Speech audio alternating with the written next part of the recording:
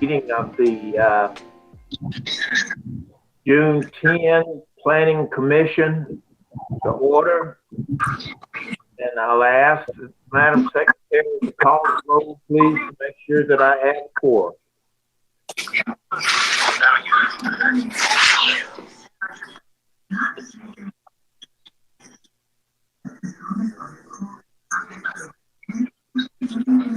Ms. Sewell, we can't hear you. Miss Downey, please mute your mic. Okay.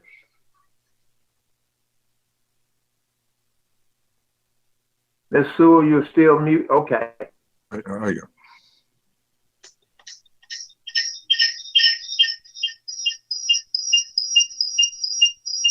Wait a second. Oh. That's weird. Well, my microphone does not work with this program on my program. Can you all hear me? Yes. Yes. Okay. Well, this is the first time it's ever worked. I apologize. David Boggs, Patty Cross. Here. Keith Lee, Paul Looney, Timothy Lesher. Here. William May, Daryl Sanderson. Here. Charles Stewart, Jim Terrell, Russell Wright. Here. Sharon Jackson. Here. You do not have a quorum.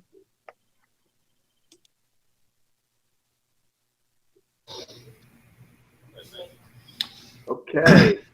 Commission, I'm in the process of trying to reach out again to additional board members that haven't signed on yet. So give me a minute to make sure we don't have somebody trying to get on and struggling.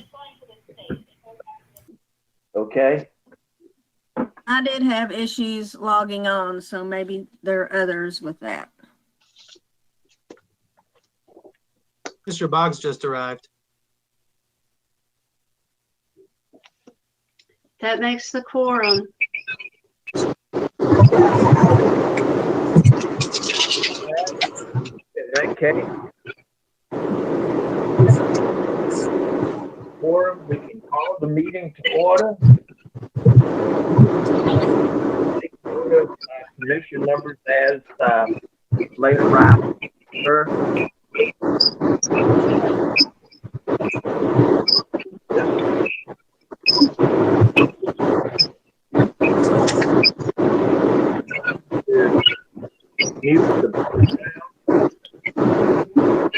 Could you see your mic? I think it's causing interference. Okay. Chair will entertain a motion with regard to the March 11, 2021 minutes.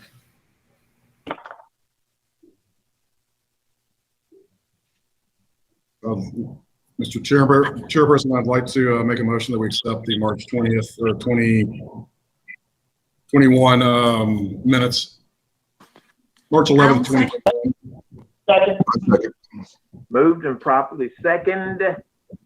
The questions on the motion? Questions on the motion? Questions on the motion? Arrived. We are voting on the minutes, Mr. Terrell. All in motion to adopt the minutes from the March 11 meeting. Vote aye. Aye. Aye. Opposed likewise? Motion carried.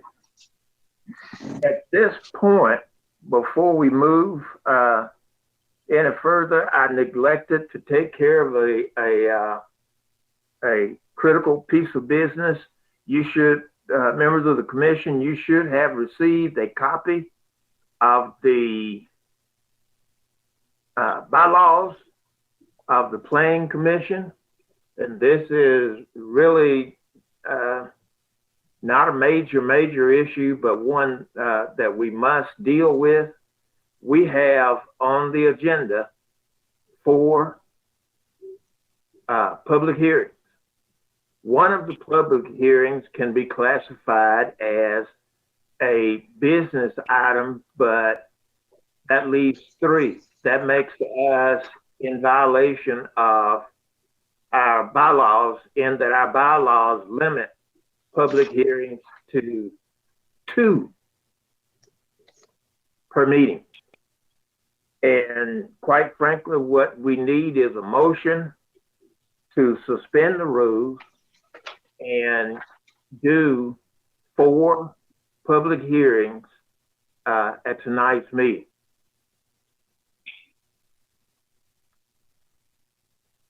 Mr. Chairman, I move that we suspend the bylaws and allow us to have the 4 public hearings tonight. I'll second. Second. Moved and properly second that we suspend the rules and do 4 public hearings at tonight's meeting. In a discussion on that motion. Discussion on that motion. Discussion on that motion. Hearing none, all in favor of the motion, please vote aye. Aye. Aye. Aye.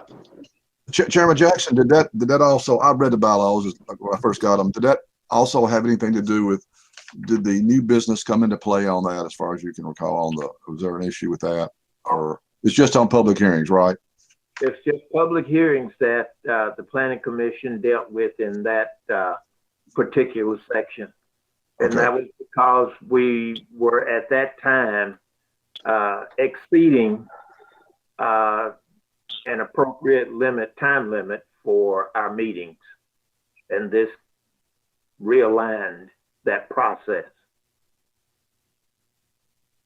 Thank you. Mr. Legal Counsel, have I taken care of all of the business as I should? Yes, Mr. Chairman, you have. Thank you, sir. Now, coming back to the agenda, Chair will entertain a motion to approve the payment of bills, and you'll note the special notation for earlier bills when the Planning Commission could not meet.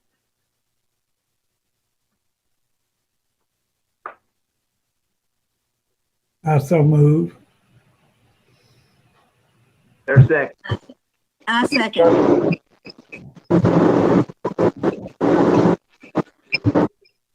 Okay, it's been moved and properly seconded that the bills as identified on the agenda be authorized for payment. There discussion on the motion. Discussion on the motion. Hearing none, seeing none, all in favor of the motion, please vote aye. Aye. Aye. Aye. Opposed likewise. Motion carried.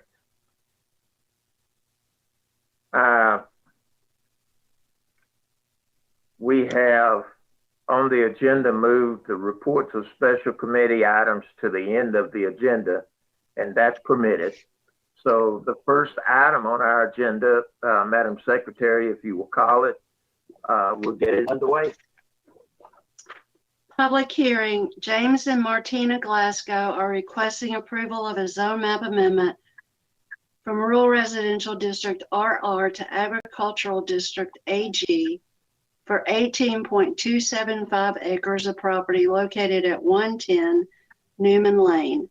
The tract is more specifically identified as PVA map number 109-00-00-018.01. This is a county item. If you are going to testify, you need to raise your right hand and be sworn.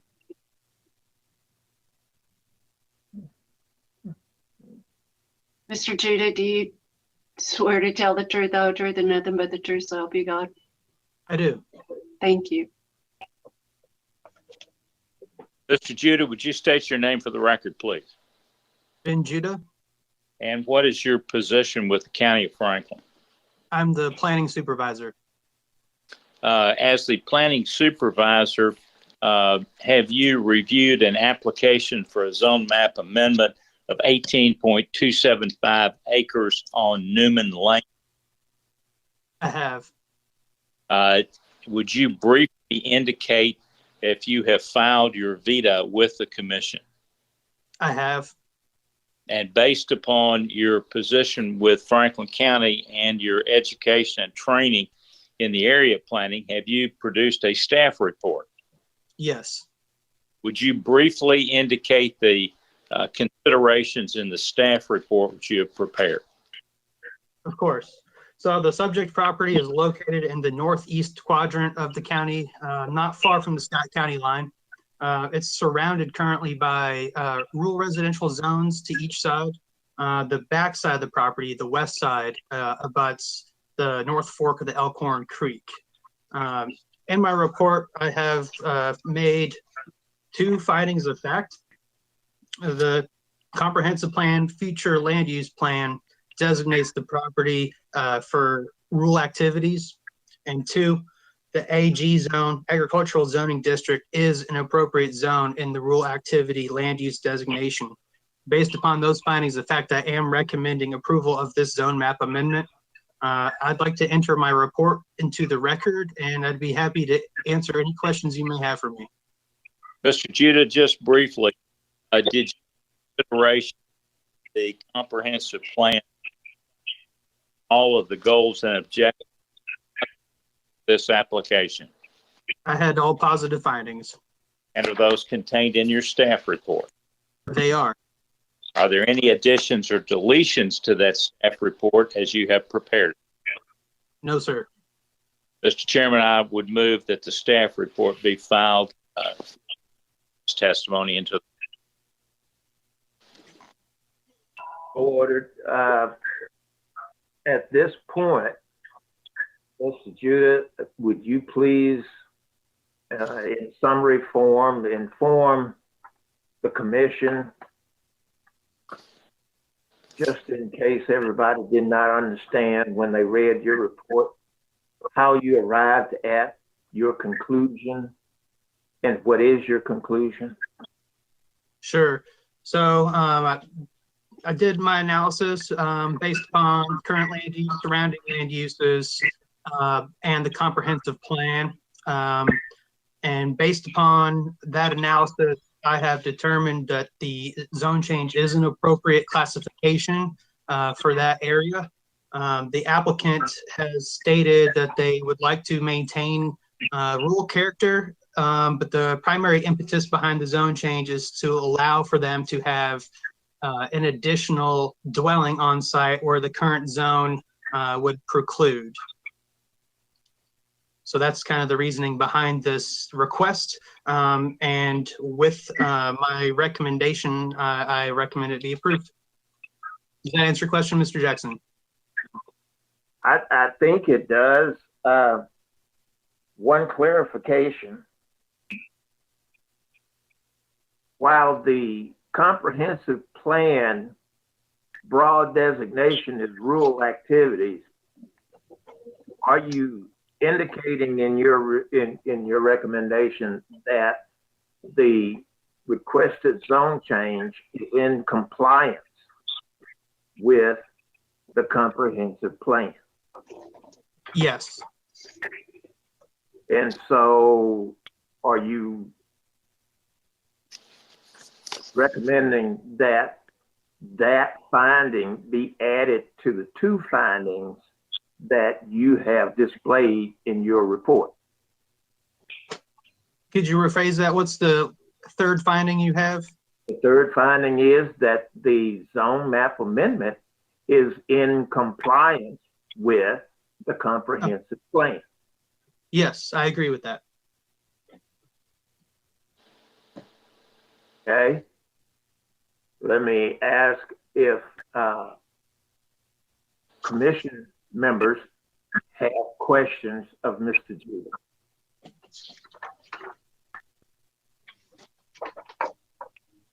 Mr. Judah, have you heard from any of the adjacent property owners regarding the zone change? I have not. Okay.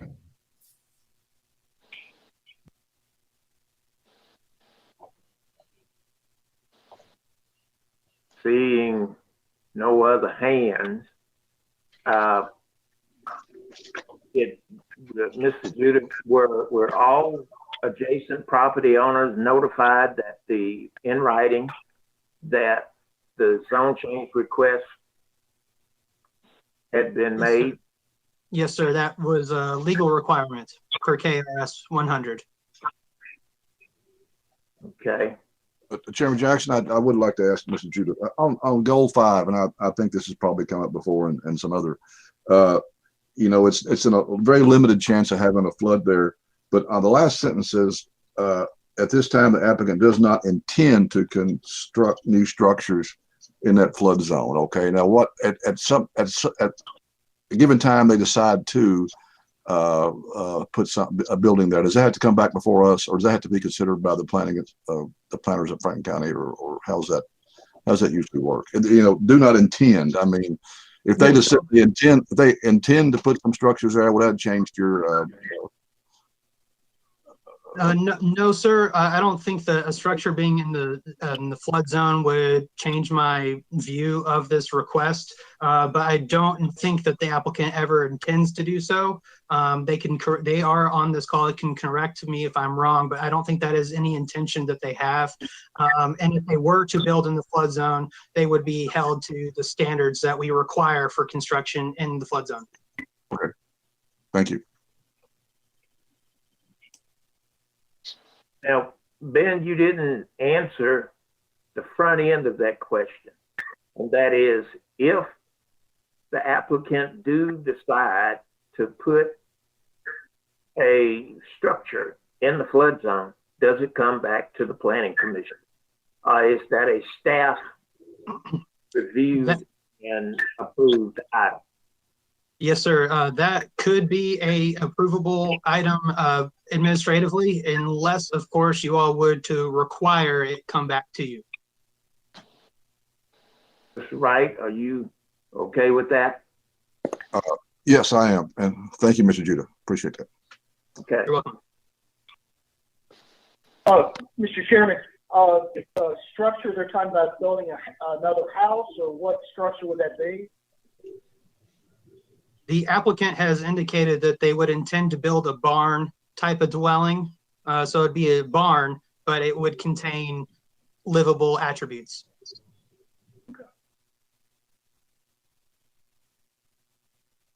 Okay. Does the applicant have questions of Mr. Judah?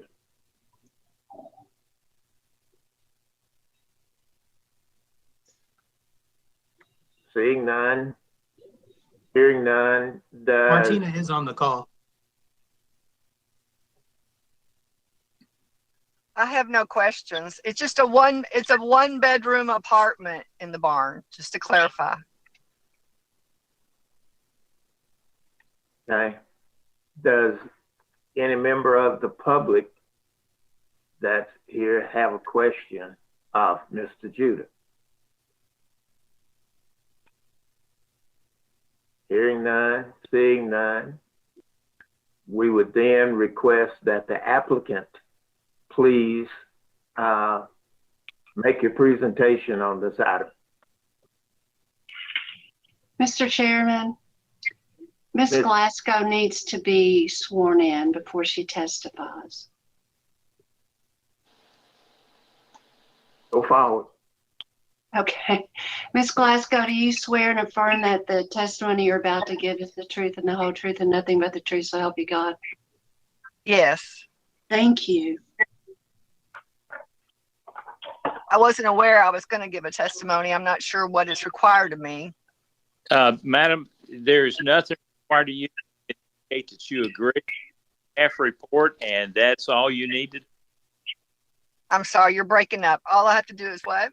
All you have to do is indicate whether or not you agree with the staff report. If you do, there isn't anything you would need to testify about. Okay. Yes, I agree. Thank you. Okay. And Ms. Glasgow, one other thing is if any commissioner has a question of you, we would anticipate you being able to respond to that. Does any commissioner have a question of Ms. Glasgow?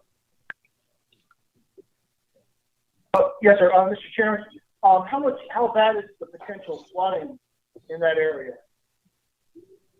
Where we're planning on building the barn, it's way up on the hill past our house. It could never flood. Okay. Thank you. Okay, Mr. Stewart, does that respond to your question? Yes, sir. It sure does. Thank you. Okay.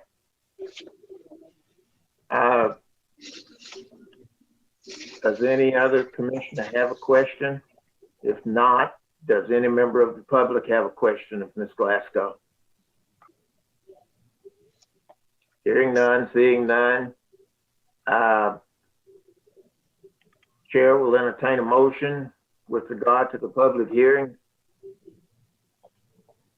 And maybe before the motion, Mr. Logan, have we heard enough to cause us to wait for a summary of this item, or can it be acted upon at this meeting?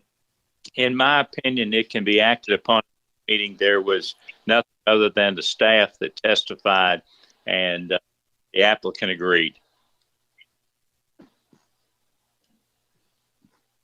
Okay.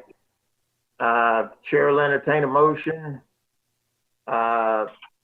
based on advice of counsel that the public hearing be closed, that the staff summary serve as a summary of the public hearing, and that the commission act on this item at this meeting.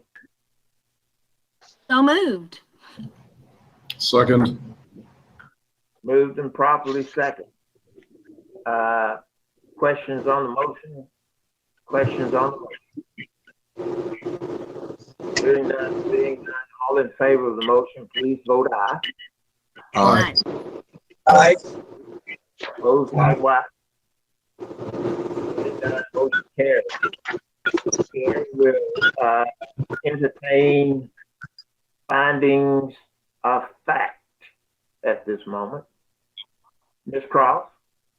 Okay, I would suggest that we adopt the two findings of fact that staff presented, plus the additional that the zone map is in compliance with the comprehensive plan as a third. All right. All in favor of the three findings of fact, please vote aye. Aye. Aye. Aye. All right. Opposed likewise? Hearing none, motion carries. Chair will now entertain a motion to close or cease findings of fact. So moved. Second. Second. Move properly second that finding of fact cease. Discussion? Discussion. Hearing none, all in favor of the motion, please vote aye. Aye. Aye. Opposed likewise? Motion carries. Chair will now entertain a motion with regard to recommendation to fiscal court to grant a zone change or to not grant a zone change based upon the findings of fact. Okay, Mr. Chair, I would, based on the findings of fact, move that we recommend to the fiscal court the approval of a zone map amendment from rural residential to agricultural district, the .275 acres of property at 110 Newnham Lane. I guess Is there, is there a second? Second. Been moved and properly second that Planning Commission recommend to fiscal court that James and Martina Glasgow request for approval of zone map amendment from rural residential district RR to agricultural district AG for 18.275 acres of property at 110 Newman Lane. Madam Secretary, would you call the roll, please? Mr. Boggs, Yes. Ms. Cross, yes. Mr. Lusher, Yes. Mr. Sanderson, Yes. Mr. Stewart, Yes. Mr. Terrell, Yes. Mr. Wright, Yes. Chairman Jackson. Yes. Motion passed. Ms. Glasgow, we're recommending that your request be forwarded to the fiscal court with a positive recommendation. Thank you. Madam Secretary, if you'll call item number 2 under public hearing. Yes. Public hearing. Ryan C. and Nicole L. Turner are requesting approval of a zone map amendment from rural residential district RR to agricultural district AG for 10.01 acres of property at 505 Jones Lane. The tract is more specifically identified as PVA map number 051-00-00-008.01. If you're going to testify, you need to be sworn. Mr. Jones, Mr. Judith, do you swear and affirm that your testimony you're about to give is the truth and nothing but the truth, so help you God? I do. Thank you. Someone got some background music there that to silence, please.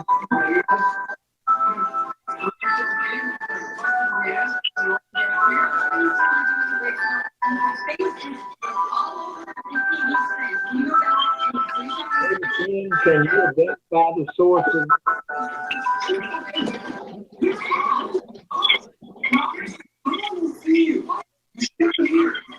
Mrs. Downey, I believe you're unmuted. I can hear some background noise. Thank you. Okay.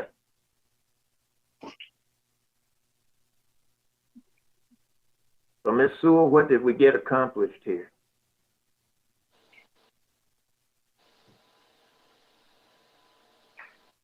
Are there people testifying who need to be sworn?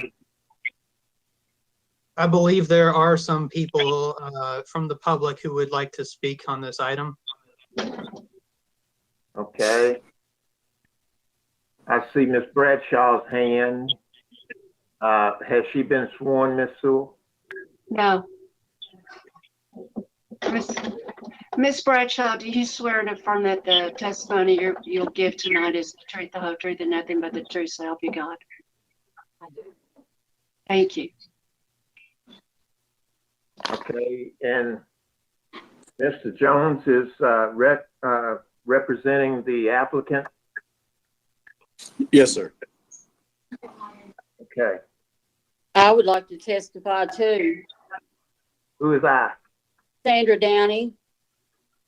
Okay. So, Ms. Sewell, are you going to swear her? Yes. Miss Downey, will you raise your right hand and swear and affirm that the testimony you'll give at this meeting is the truth, the whole truth, and nothing but the truth, so help you God? I do. Thank you very much. Okay. Mr. Judah and Mr. Logan, do you need to qualify Mr. Judah a second time? No, Mr. Chairman, I believe that his veto stand for this. Okay. Mr. Judah, then if you will do the staff report, we'll get underway. All right. Subject property is 10.01 acres. It's located off of Jones Lane, off of 127 South. It's located in the southwest quadrant of Franklin County. Currently, the site is vacant. It is surrounded by a mixture of uses, including rural residential zone to the north with primarily residential uses directly north. The south is rural residential B zoning and is currently vacant. The east is the suburban mobile home park, and it's RM zoning, which allows for mobile home parks. To the west is primarily residential and agricultural.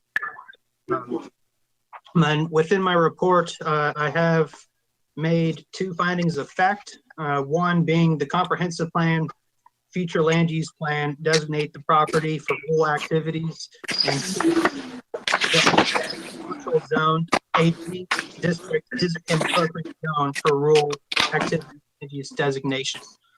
Based upon those findings of fact, I recommend the zone map amendment be approved.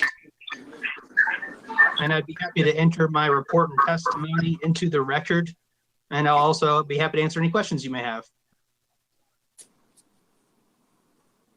Okay.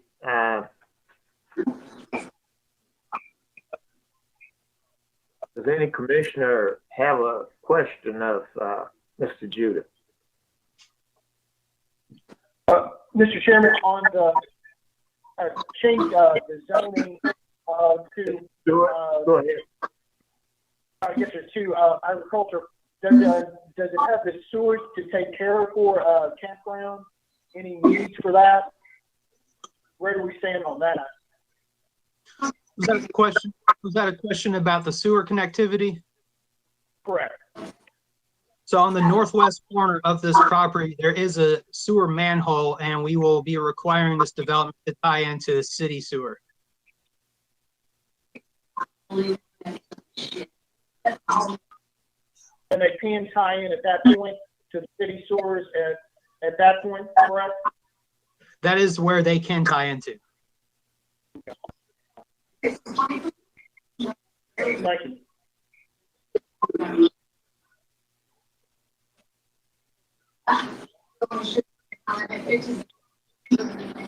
Are there other questions by commissioners?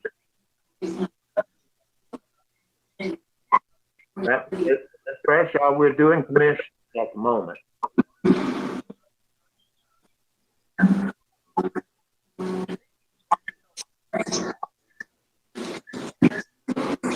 Right.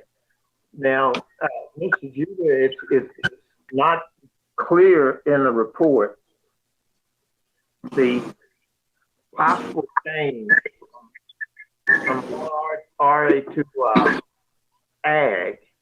Does ag then allow the total land plot to be divided into 1.5 acre tract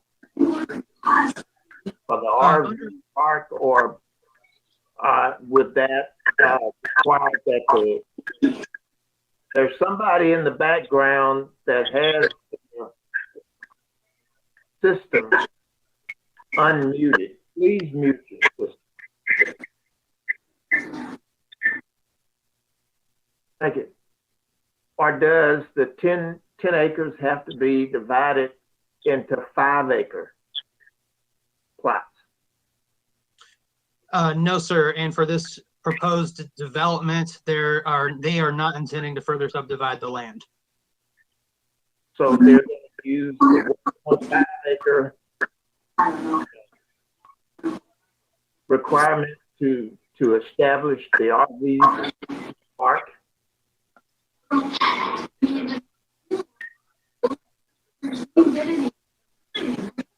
Mr. Jackson,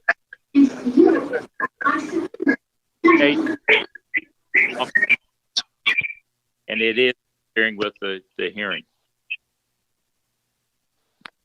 Okay, it's gone for a moment. Again, But Mr. Logan, I couldn't hear what you said. Could you repeat that, please? I just said my phone indicates down and not muted, interfering with my hearing, interfering with us. okay, it's gone for the moment. But, Mr. Judah, I didn't catch all your question, Chairman Jackson. If you don't mind, could you please repeat what you were getting at? the ag designation for this property, in the larger context, requires each subdivision to be 5 acres. You've only got 10 acres. In the application, there's discussion of a RV park consisting of approximately 98 slots. And my question is, are we, with the ag designation, allowing the RV park to be developed using 1.5 acre minimum requirement? No, sir. So it's basically a campground. So the 99 spaces would just be for recreational vehicles to pull into. They would be one contiguous tract of land, and it would just operate as like a campground. So imagine there are other campgrounds in Franklin County, like for example the Stillwater campground. They are on one tract of land and have multiple places for people to camp at. So this would operate like a campground, just one tract of land, but with multiple spaces for people to set up and camp at. Does that make sense? So basically, that doesn't really. There's no real subdivision. It's going to be a 10-acre a plot. There's no real true subdivision, and and having an RV slot in itself would not be a item that would be considered part of a subdivision. It would be like a house maybe or something like that. Okay, it's correct. It's not permanent. Okay. Am I correct in thinking like that? Is that how you all view it? Okay. I would agree. Okay. Now, Chairman Jackson, in this step, this item we're considering right now, I didn't see. Is there anywhere in there where the RV park was actually mentioned in that, or is that going to be another? Will that be another conditional? I don't think in this that was it ever suggested there was going to be an RV. And how do we do that? Is it Mr. Logan? Are these items totally separate? Can they be more or less discussed at one time? This is to be a map amendment, and we should be considering anything that can go on and not specific item. Well, just for the record, on this item, I got my information about the RV park from a letter written to staff, Ben Judah, planning supervisor, by Mr. from HMB Professional Engineers Incorporated, Bradford Johnson, PE, project manager, who mentioned that it's going to be an RV park with 98 spaces. Okay. And that the document received by Mr. Johnson does not meet the minimum requirements for his review. I'm not talking about the conditional use. Okay. Actually, it also says on staff report, purpose RV campground. I just, Does that have any bearing on how we deal with this? Ms. Cross, you're saying that you don't see anything in this particular motion that there's a RV campground at all, right? Like, I do not. Okay, right. It's on the staff report. Okay, I see. Purpose RV campground. I see that. Okay. Okay. Yeah, it's purpose RV campground. It's stated there specific. Okay. Chairman Jackson, what was your objection? You said besides the conditional usage report, there was another. I didn't have an objection. Okay. I find. Okay. I wanted to build the wall that I'm not combining. Okay.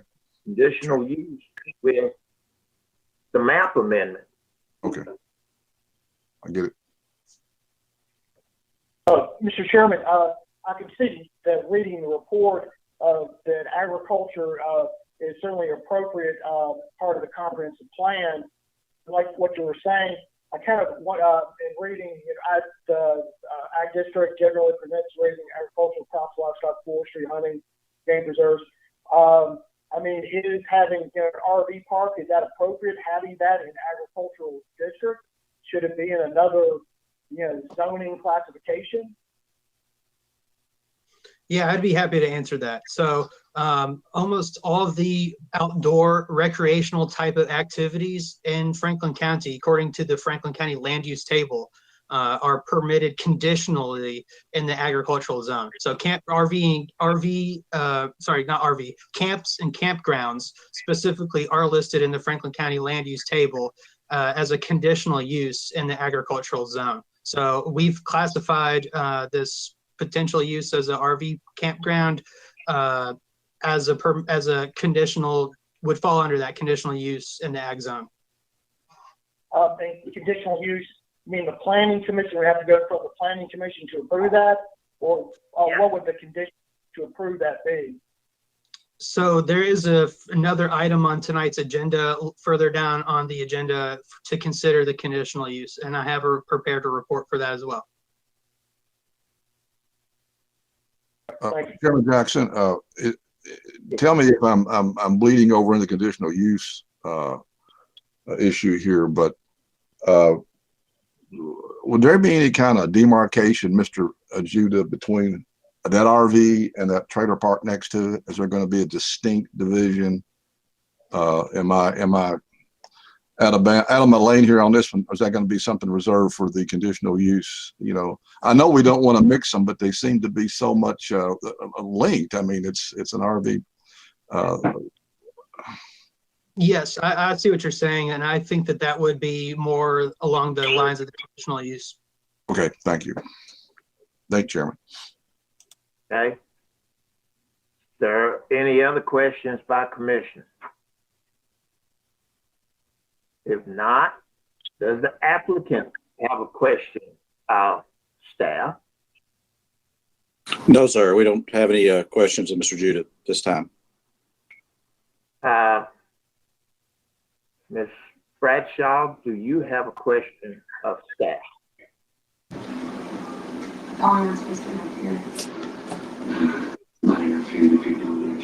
Can't hear. You're still muted. Okay. Thank you very much. I have a hard time reading those big fancy words. One of the things I've just learned tonight was that all the campgrounds in Franklin County are under the same, they're under the same zoning that this one is going to be if it's passed. I had a friend, she was a teacher with me at Elkhorn Middle, and she lived at the Elkhorn campground for 3 years. Okay, So now with is there a question there? With this campground, with this campground, will there be a limit to how long someone can stay there? It hasn't been discussed, but I feel like that if the planning commission felt to do so on the conditional use aspect of it, they could place certain limitations. But that would be up to the planning commission to decide, and that would be part of the conditional use. Okay. Secondly, I've spoken with Farmdale. They have no plans to increase the water line. Are you aware of any other future plans to increase the water supply to Franklin County to Jones Lane? Yes. Do you have a copy of the staff report? I do indeed. Read every word of it. Thank you. Okay, so just past the photo I took on the end of the staff report starts the facility review aspect of the report, and I have a comment provided by Jamie from Farmdale Water who states, and I'll read it to you. Farmdale has the capacity to provide water to the RV park as well as the residents of Jones Lane area. We are presently working to replace the AC line with a 6-inch main. So that's the extent of the that they are intending to, at least in the future, at some point, increase it to a 6-inch main, per Jamie's comment.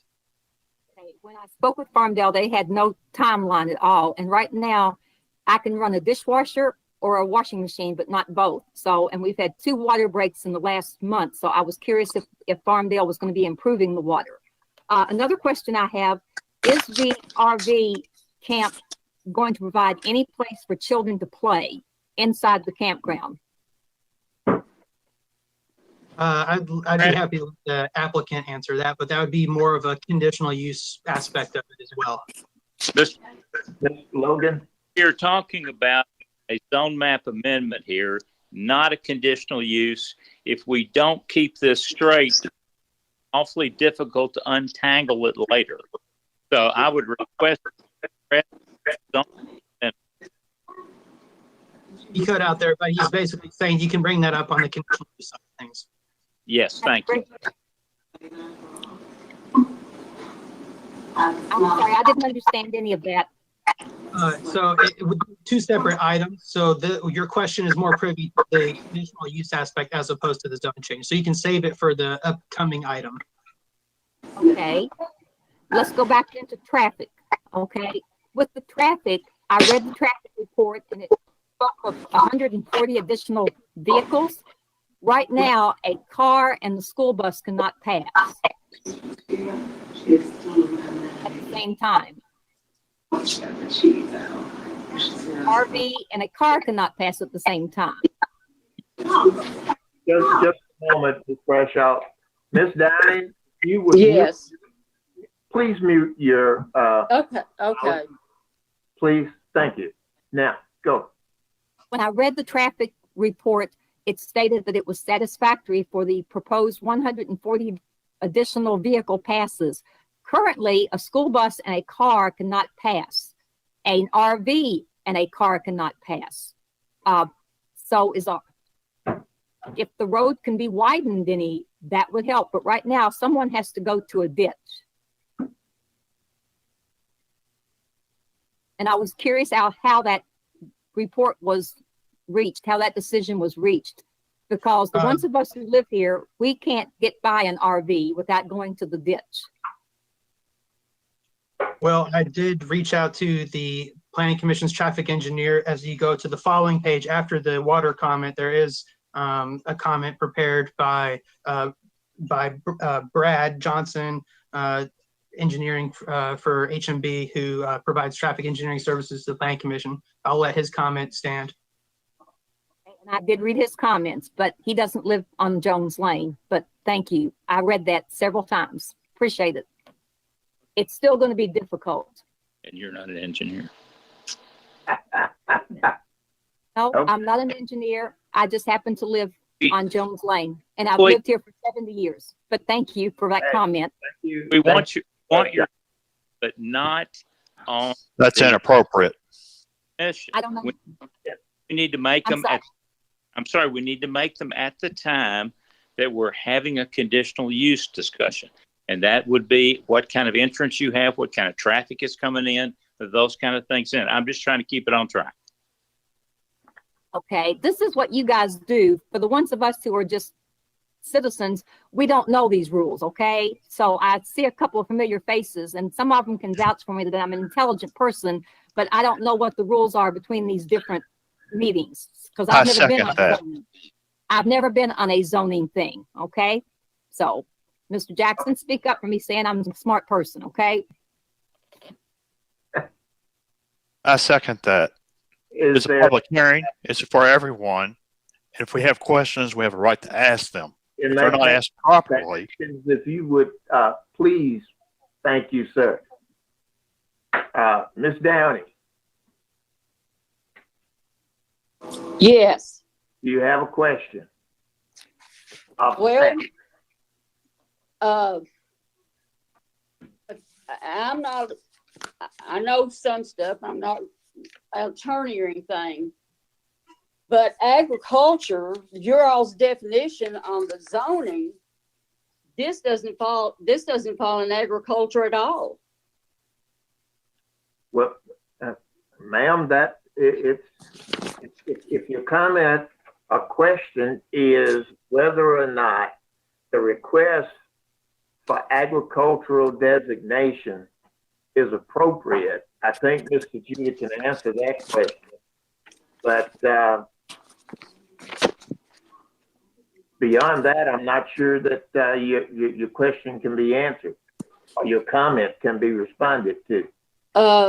Your all's definitions in Article 3 does come down, and it does have one for recreational vehicles and also one for a trailer. And it defines what a trailer is. So there's got to be some other place that could go besides agriculture.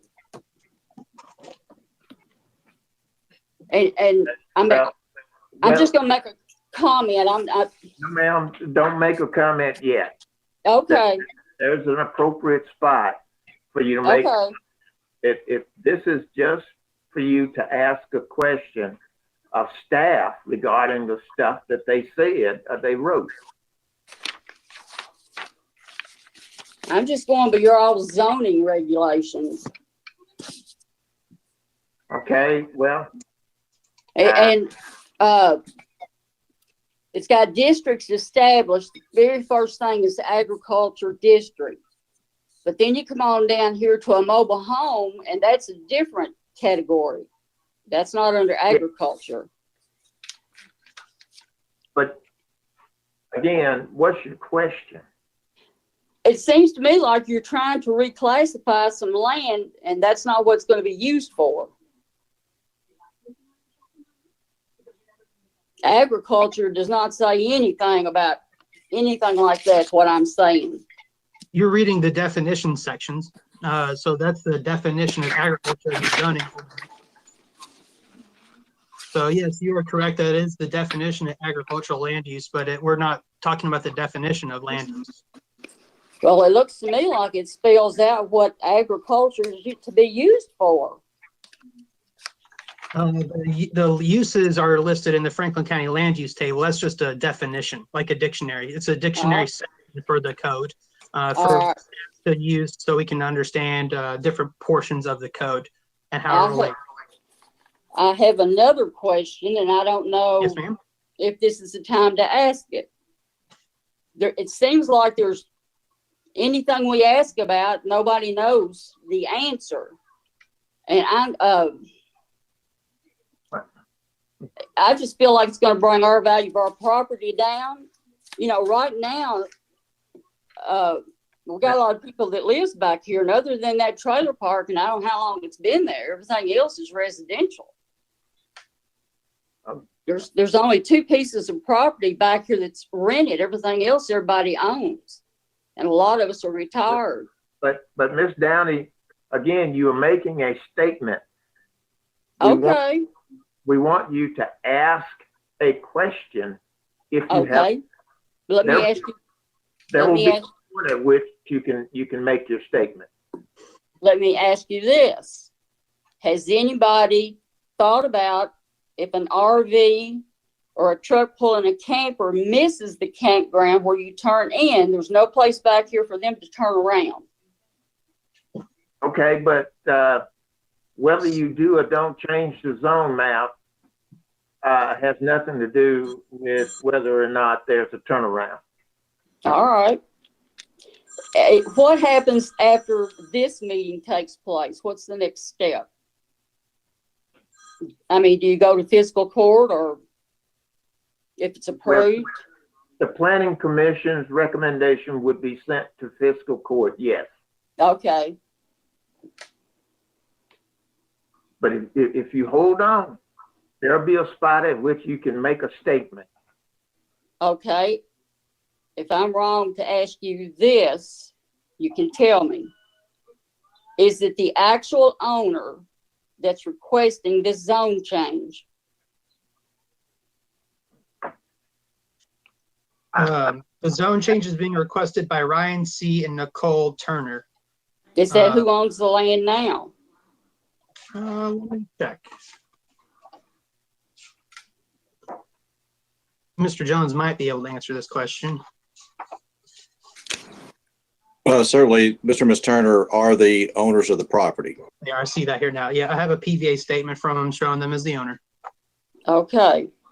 We have been told otherwise was the reason I asked. Okay. Do you have another question, Ms. Dan? Not right now. Thank you. And if you would mute. Okay. Very, very helpful. Okay.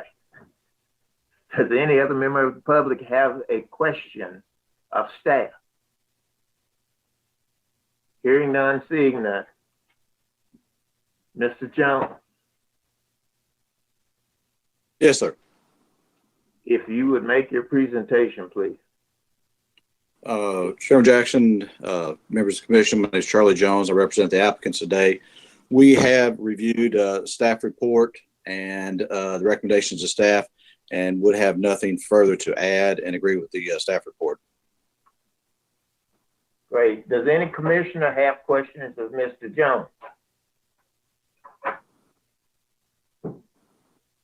Okay, Ms. Bradshaw, do you have a question of Mr. Jones? I do not have a question to Mr. Jones. Okay.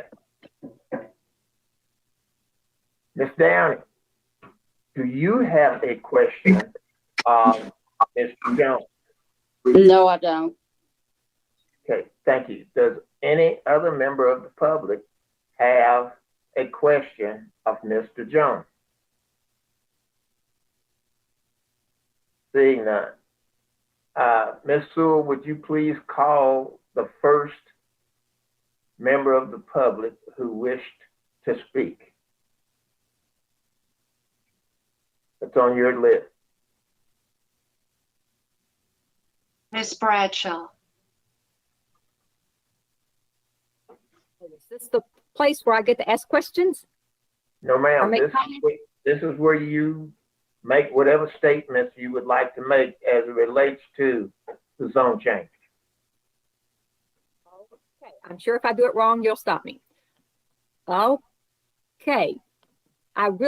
We have a rental place out here that has no place for children to play, so therefore they play in the street. If there is an RV campground, there needs to be a place for the children to play on that property. And yes, I have studied and read everything that Mr. Judah sent me, and I appreciate that. He has been most helpful, but there needs to be a place inside. The water pressure is still a problem, and Farmdale said that they really don't have a date. I spoke with 2 of the office staff, so we're still going to have to deal with water pressure and water breaks, which is something I'm concerned about. I'm still concerned about the number of times or how long someone can stay at this campground. What I was saying before, which was at the wrong time. I've learned a lot tonight. Thank you for the education. People seem to can live at the Elkhorn campground, which seems to be zoned agriculture, according to what I'm hearing tonight, for as long as they pay the rent. That's pretty much what I'm concerned about. Safety, liability of people who live on this road, because I do not want to have to be concerned about hitting a child that's riding his bike or her bike on the road. So that's my concern primarily. I'm concerned about the traffic, the water supply. And that's about it. I understand that the one last thing was, I'm still hearing about the sewer situation. I keep hearing Mr. Judah say, and thank you, Mr. Judah, that there will be city sewer, which of course comes up Jones Lane, and they can or will hook up to the city sewer. But will and can are 2 totally different things. And that is pretty much my concerns. And evidently I must not have said something wrong because nobody stopped me. Thank you very, very much. All right. At this point, does any commissioner have a question of Ms. Bradshaw? See none. Mr. Jones, do you have a question of Ms. Bradshaw? No, sir. Okay. Ms. Downey, you have a question of Ms. Bradshaw? No. Okay. And winding it up, Mr. Logan, do you have any questions of Ms. Bradshaw? No, sir. All right. In that case, Ms. Sewell, if you'll call the next individual who signed up to speak. Sandra Downey. Ms. Downey? Yes. This is your opportunity to say whatever it is that you wanted to say about the zone change. Make whatever statement you would like to make. I've got a long list. I've been camping for a lot of years, and I've not ever been to a campground that did not allow people to be in there permanently. Even Elkhorn Campground has people that live there all year long. I just got back from Tennessee, same thing down there. They've got campers that stay there all year long, and sometimes the people are there and sometimes they're not. I've got the same problem about the traffic on this road, just like Ms. Bradshaw said. It's not just the school bus, it's UPS, FedEx, emergency vehicles would have a hard time getting through here. We had to absolutely stop and get off the road. I know I'm thinking about things that could happen. If there was an emergency back here, an emergency evacuation, we only have one way out, and that's to come down Jones Lane. In an RV park, people leaving there would slow us down. It dead ends back there. There's no other way for any of us to get out. I do know that we've made missed turns while we were camping, and we've had to turn around. Once they pass that campground, there is no place for anybody to turn around. If you come straight back Jones Lane, you're going to run into Miss Bradshaw's private property. And unless she closes a gate, there's nothing to stop them from going in her property. There's one place for the school bus to turn around. And I don't know, maybe the school has, authority to ask the property owner if they can turn around there. But where the school bus turns around now, I'm not sure the property owner would want them to turn around. We've got several RVs and campers back here and boats already. But something else is the campgrounds allow people to bring golf carts and ATVs in.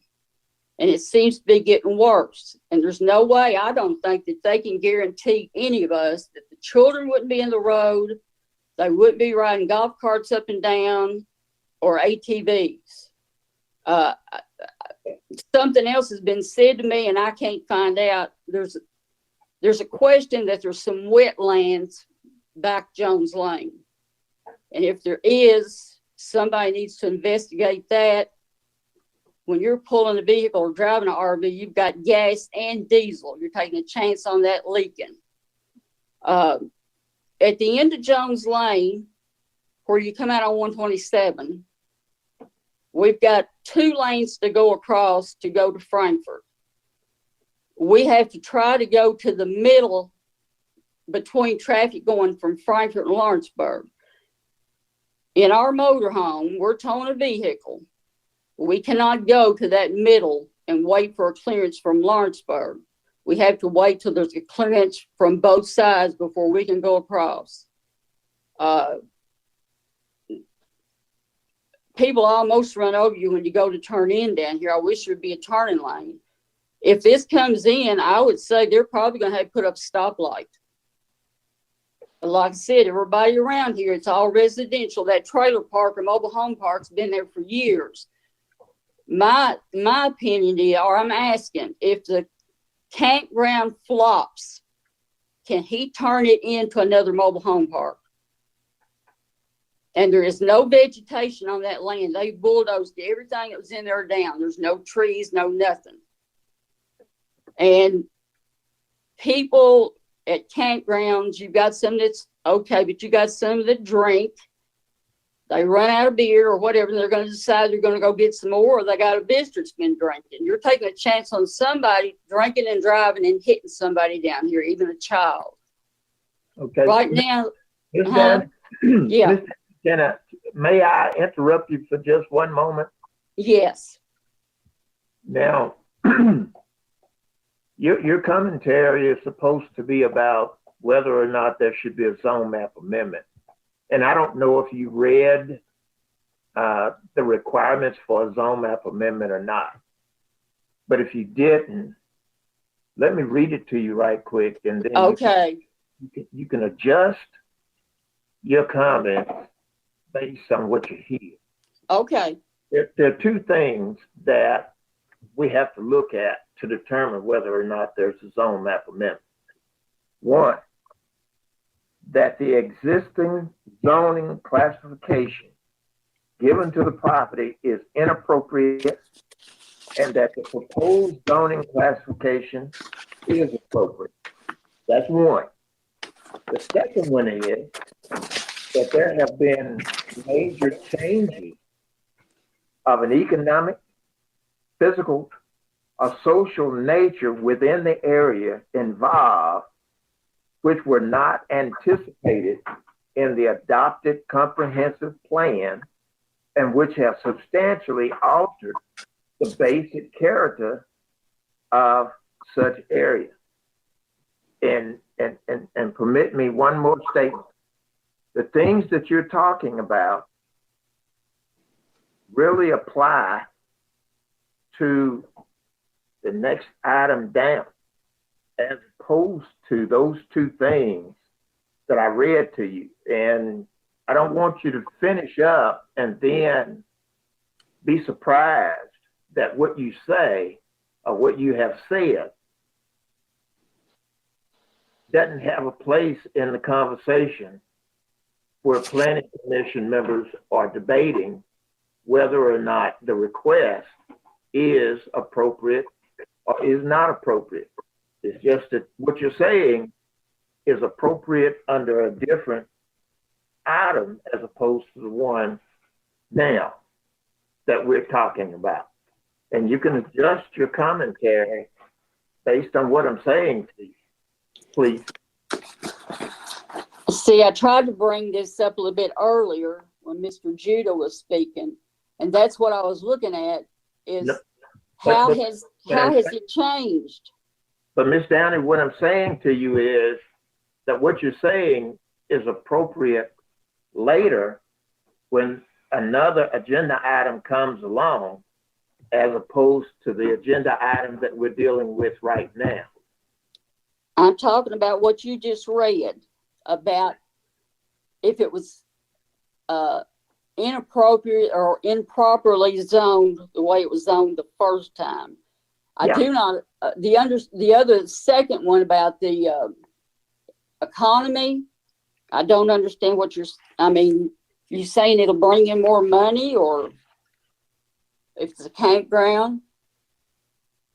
Well, that falls under it.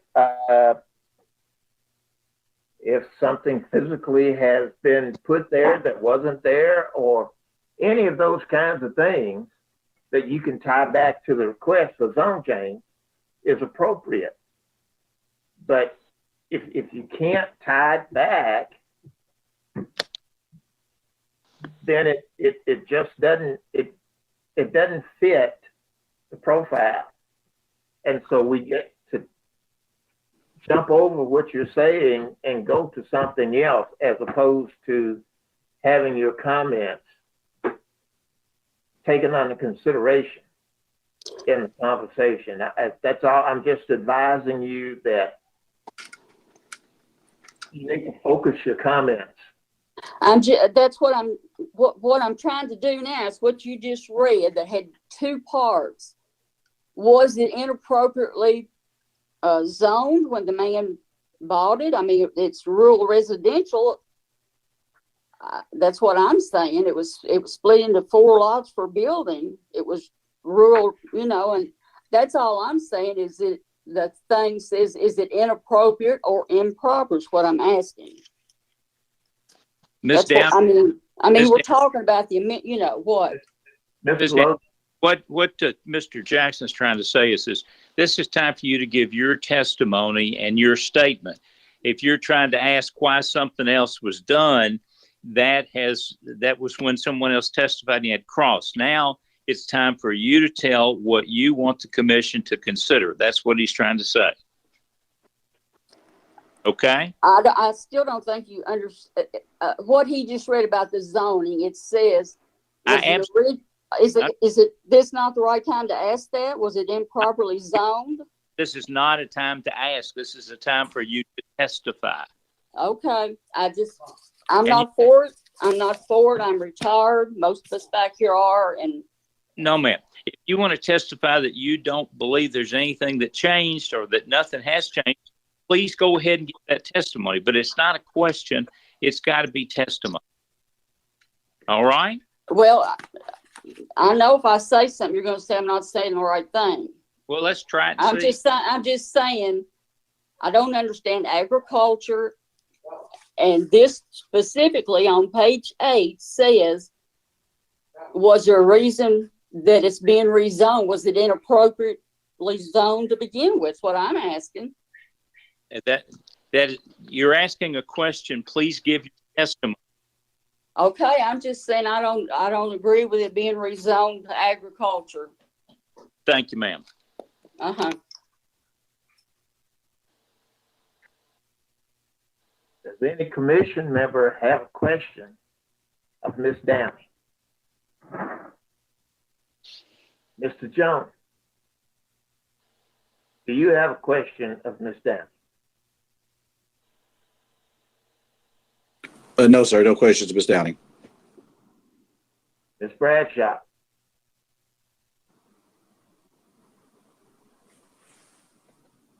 Oh, I do not have any questions. Okay. Does any other member of the public have a question of Ms. Downey? If not, at this point,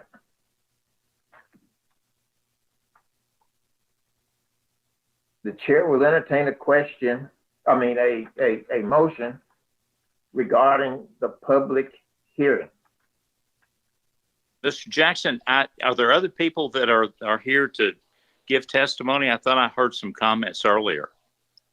I heard comments too, but I also heard Ms. Sewell ask for the names of the individuals who intended to provide testimony, and I only heard 2.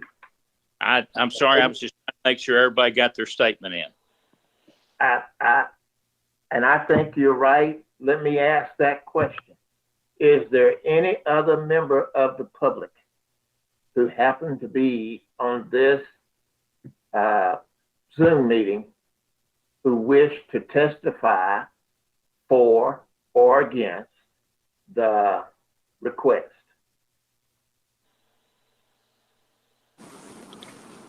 Chairman Jackson, may I have one comment? Yes, sir. Just wanted to reiterate to the commission that our zone map amendment request was based on our belief that the requested zone change from RR to Ag was in compliance with the adopted comprehensive plan. We were not basing it on the property being inappropriately zoned, nor were we basing it on any economic or social change, but that the comprehensive plan designates this for rural activities, and we believe the ag zoning is appropriate in the rural activities overlay. So, thank you. Yes, sir. Okay, there appeared to not be anyone else who wishes to speak on this request. Chair will Mr. Logan, given the nature of the testimony and et cetera interactions, have we had enough to do a summary, to table it, do a summary and come back? I think you're going to have to, Mr. Jackson. There were several people that gave their statements and testimony, and I think for clarification, we need to have a summary. Okay. Chair will entertain a motion to table the public hearing, that a summary might be prepared and dealt with at the July meeting of the Planning Commission.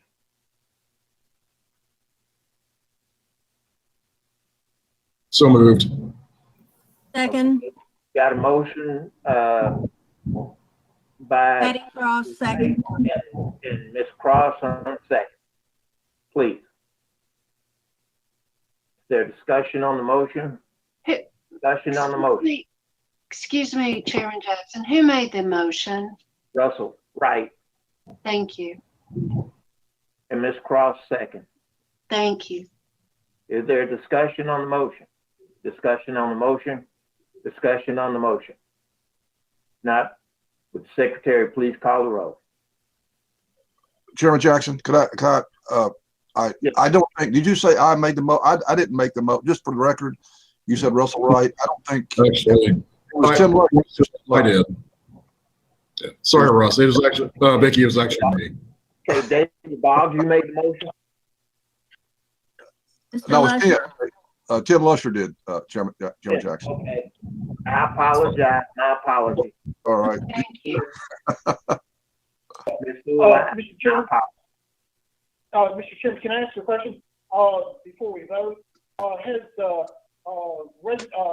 RV campground, has that always been under the agricultural designation? Has it always been under that, or was it in another area and just recently been changed to conditional land use under agriculture? That was my question. Ben? To my knowledge, it has not been changed, and it has been in the agricultural zone as a conditional use. From the very beginning, when you all set up the zoning code back in the 1980s, is that correct? To my knowledge, it hasn't changed. To my knowledge. Okay. Thank you. Okay.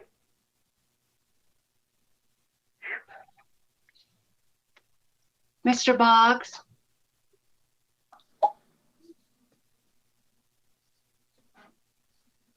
Yes. Ms. Cross? Yes. Mr. Lusher? Yes. Mr. Sanderson? Yeah. Yes. Mr. Stewart? Yes. Mr. Terrell?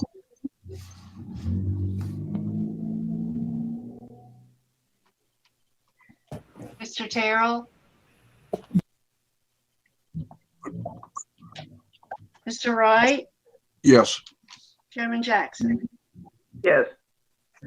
Motion passes unanimously. Thank you.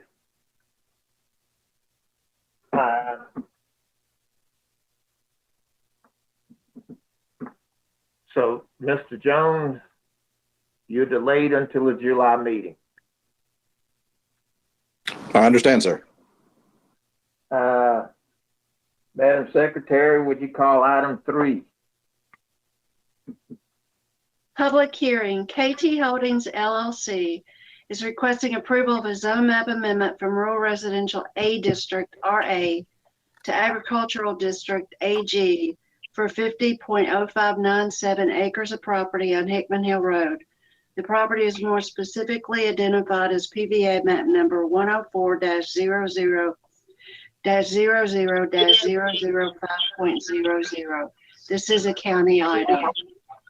If you are going to testify at this public hearing, you need to be sworn in.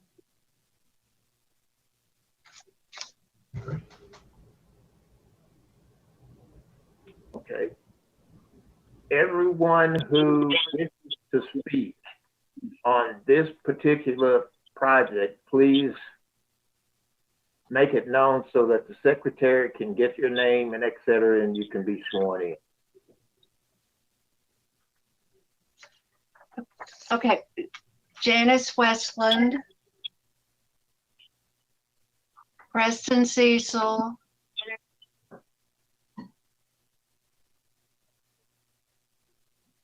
that's all that I see. Vicky, Mark Flores, my client, he would like to speak as well. Okay. Mr. Purdue, are you going to speak? I would like to. I'm an adjacent landowner, and if I could make a few comments, I'd appreciate it. Okay. I would also like to, as an adjacent property owner. And you, sir, are whom? Mike Atkins. Okay.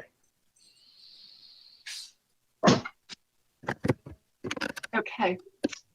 Okay, now, Ms. Sewell, there's a Missy Atkins on the line also, and she just went dark.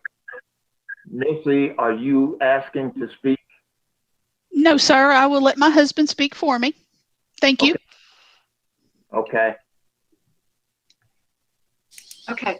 Well, you five, or four, sorry, will you four, no, there is five, sorry.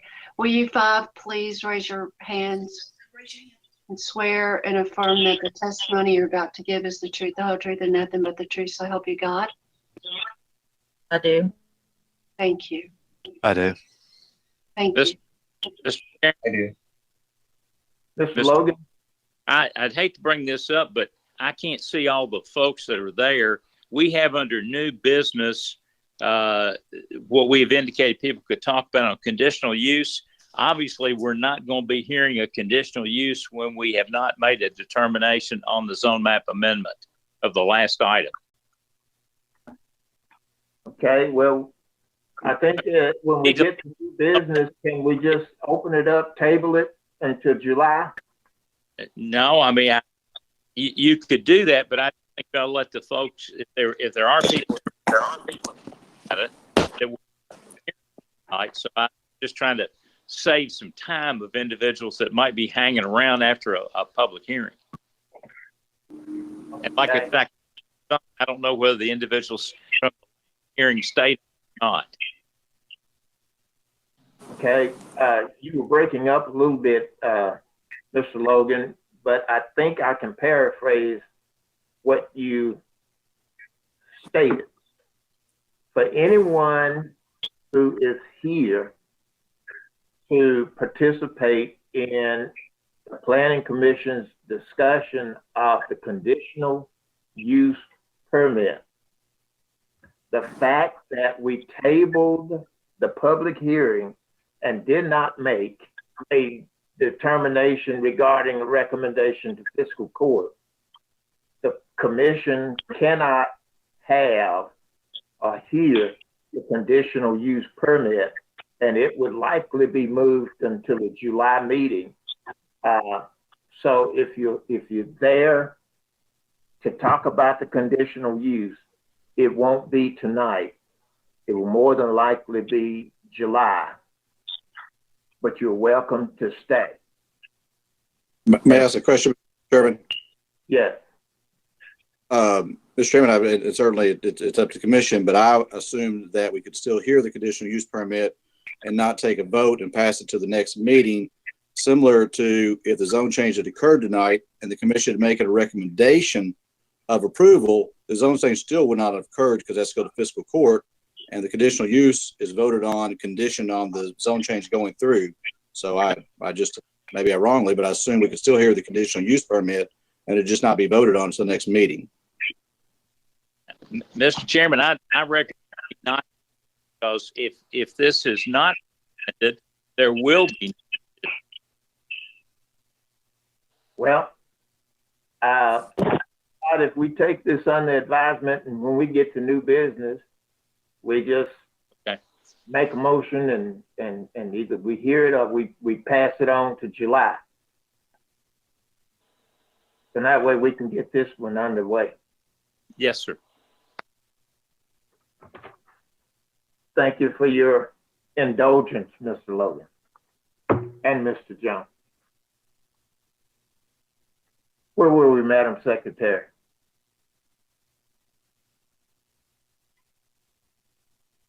You're muted. Mr. Judah is set to testify. Okay. And at this point, Mr. Logan, if you care to, you can make your statement about whether we need to swear him again or just let him go. Actually, if I may interrupt, I'm not the case manager for this one. That would be Janice Westland. She has prepared the staff report and analysis on behalf of our of planning and zoning. In that case, we have to qualify the witness. Yes. Is Miss Westland with us? Yes. Yes. Okay. Miss Westland, would you state your name for the record, please? Janice Westland. And where are you employed, Miss Westland? Bluegrass Area Development District. And what is your position with the Bluegrass Ad District? Regional Land Use Planner. Okay. Would you briefly indicate your education and experience for the Planning Commission? I'm AICP. I have 21 years of experience, well, 20 years and 10 months experience in planning. I had 18 and a half years in working in the Lexington Division of Planning, and also 2 years and almost 2 months of experience working at the Bluegrass Ad as a regional land use planner. And I have a degree from University of Kentucky in landscape architecture and a bachelor's degree and a bachelor's degree from University of Louisville business management. Thank you. And with your position with Bluegrass Ad District, have you reviewed the request of KT Holdings LLC for a zone map amendment of 50 acres on Hickman Hill Road? Yes, I have. And have you reduced your analysis to a staff report? It's a long staff report, but yes, I did. Okay. And are there any additions or deletions to the staff report which you have prepared? Not that I have prepared, but I'm not sure if you all include additional letters since the submission of my staff report. I did receive 3 letters from people interested in the case, and I did submit those to the Planning Commission and Robert Hewitt in the planning office. So do those need to be added? No, they do not. Those are other testimony. I'm asking you about what you did and you prepared based upon your position as a regional planner. Oh, okay. Other than my staff report, and I do submit that as a record, I do have an addition to my findings or conclusion that I have just thought about. All right. Please relay to the commission. I'm sorry, what was that? Please relay those to the commission. Okay. Okay. As you've already heard from Ms. Sewell about property, and with this being an application for to change it to agricultural zoning from the RA zoning, the rural residential A district, it is not in compliance with the future land use map designation, and that designation is for the suburban residential neighborhood. It does not comply with that. However, because those guidelines for the suburban residential neighborhood include, and this is part of the comprehensive plan guidelines, it states new development should occur in areas where water and sewer services are served by public agencies and can meet any additional demand. Technical review input that I got from Michael Hess with the Frankfort Sewer Department states, and that is part of my staff report, the property currently lacks access to public sewers and no plans to extend sewers to the property. The applicant submitted a plat that has not been recorded to show the area of the zone change, the part that's supposed to be rezoned to agricultural. and it was going to leave a lot to be RA lot, but the configuration of the proposed area for the ag zoning has two different lot frontages on Hickman Mill Road, two 50-foot wide lot frontages. If this were an agriculture, if it were an agricultural lot that was being recorded, that would be legal if it was used for agricultural purposes. However, right now, the property is zoned RA. My findings are that I recommended that the Planning Commission postpone this until they can get, postpone the consideration of the ag zoning until they can get a plat recorded for the proposed area of the zone change. Because if a zone change is considered and approved on a piece of property for just a portion of it that has not, a lot hasn't been created for that portion, it creates a split zone, which is illegal in state law. It does not allow split zone properties. So additionally, and this property has been used for a farm, according to the applicant, it's been used for agricultural use, for farming, and they intend on growing corn. And the existing zoning, my findings was that it was inappropriate. That finding was because of my description about the sanitary sewer, lack of sanitary sewers for the property at this time. And also I made note of the Franklin County's population growth has surpassed the projections for 2020. They've surpassed their 2020 projections, and they've almost met the 2025 by 5 people. They're just 5 people less at the 2019 population projection. The estimate, the 2019 population estimate is only 5 people short of meeting the 2025 projections that were part of the comp plan. And that's using the U.S. Census Bureau's population estimates from 2019. So all that's in my report, but that was just an item I put out there that it hasn't been developed into housing, and there's no sanitary sewers. But another thing that I just brought up that I wanted to add to my findings, and it builds on that recommendation I already have for postponement until a lot is recorded, is because even with the configuration that they have with the 2 different 50-foot frontages on Hickman Mill Road, right now it's still zoned RA. So that would not be they couldn't do a lot with 2 separate 50 feet of lot frontage. I think it has to be a continuous. The requirement is 100 feet of lot frontage for the RA zone. So these are 2 different segments that would equal 100 feet. I've never encountered a situation like that. So I'm not sure legally if the 50 feet plus 50 feet will count. And that's all I have, unless there are more questions. Thank you. Mr. Chair, I'd move that the staff report be introduced into the record and that any questions be directed to Ms. Weston. So ordered, Ms. Logan, but let's deal with another issue before asking Ms. Westland question.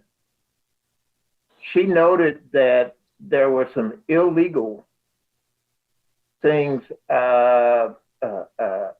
attached to this request and to this property that need to be cleaned up before the Planning Commission itself engages in a public hearing to make determinations regarding the appropriate zoning. Do you agree with that, and do you have any advice for us? Well, yes, I have some advice. We've had our witness testify that the staff report has been prepared, but she requested to be a part of this. I think certainly that's something the commission take into consideration and specifically direct they want that item addressed or not they intend to proceed even in item. Okay, you were breaking up. I don't know if everybody heard everything that you said. You might repeat that because All right. We've been given a direct recommendation by our staff to postpone until certain items are addressed with a reported plan. That, in my opinion, is a substantial issue to consider. However, the Planning Commission is not bound totally by staff's recommendation. They feel that is not appropriate to go forward with the hearing. They have right.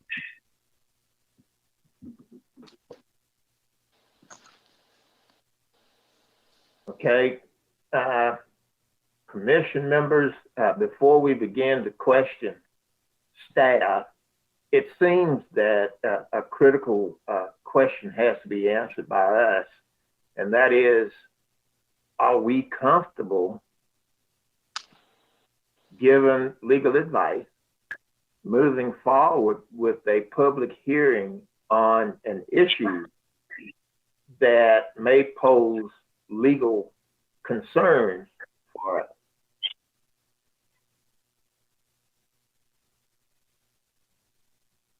Okay, I didn't hear it. Tim? Yeah, so my opinion on this is, while I would really like to hear the public opinion for and against this particular proposal, I do feel that if we move forward with the missing information that Ms. Westland has requested, that leaves us open legally, whether we are for or against this zone amendment change. Even going back into the next meeting,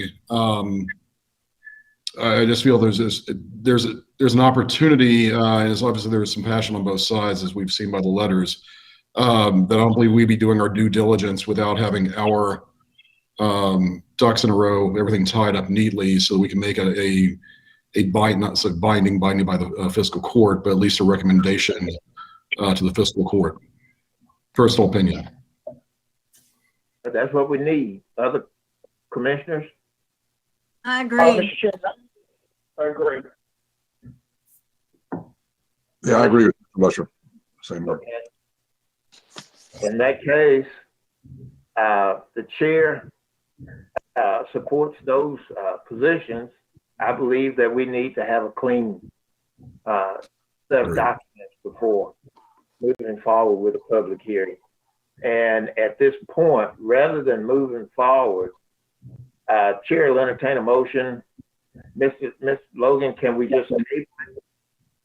I would suggest that we table it so we don't have to and we table it to next month's meeting, specific date. Okay. Mr. Chairman, I'd like to make a motion to table this item until the next meeting. There's a second. I second it. Did you get that one, Vicky?